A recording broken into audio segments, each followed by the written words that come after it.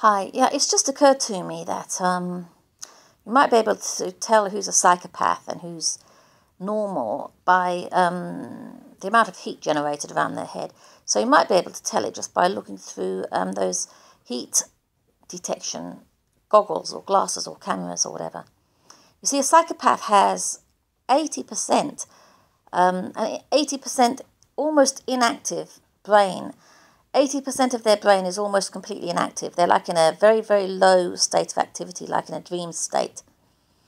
They only have some intellectual faculties like speech, for example, and possibly, reasoning and that. But they only have aggression and fear as emotions. And somehow or other, 80% of their brain is very low functioning. So they may be generating less heat in their head, around their head.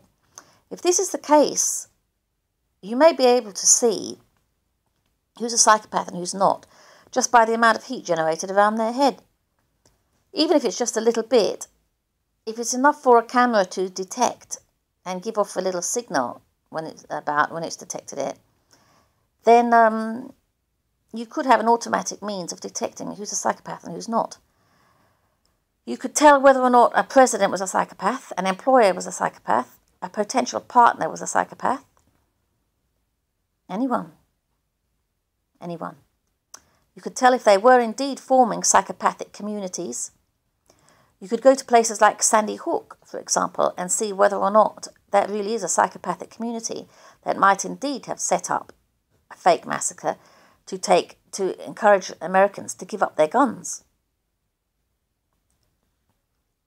Guns being an essential thing for citizens to have if they want to keep their liberty and not fall under the dictatorship of these psychopathic types. Because dictators are psychopaths. They and their lackeys, like the police and so on, like to rule over the normal population.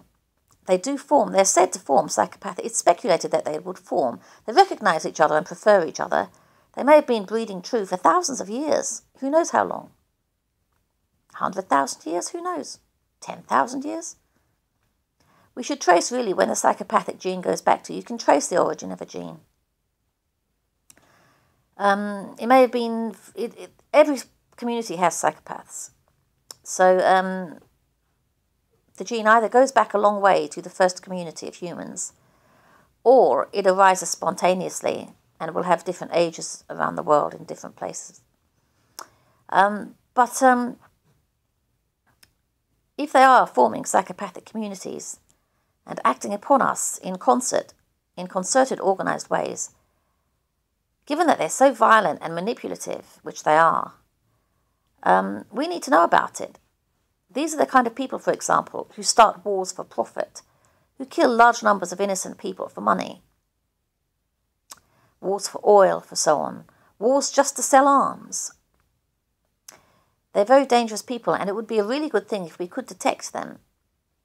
So I think it would be a good idea to see whether or not these heat recognition goggles, these infrared cameras, can actually detect psychopaths by detecting if there is a significant difference in heat between them and normal people.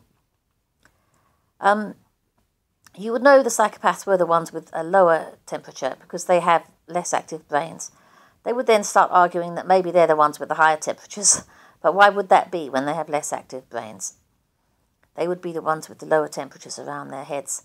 And even if it's just a few degrees, if it's enough to sense, it could give us an idea of who we do and don't want to vote for, who we do and don't want to marry, and whether or not some entire communities of maybe thousands or even tens of thousands of people are psychopathic or primarily psychopathic.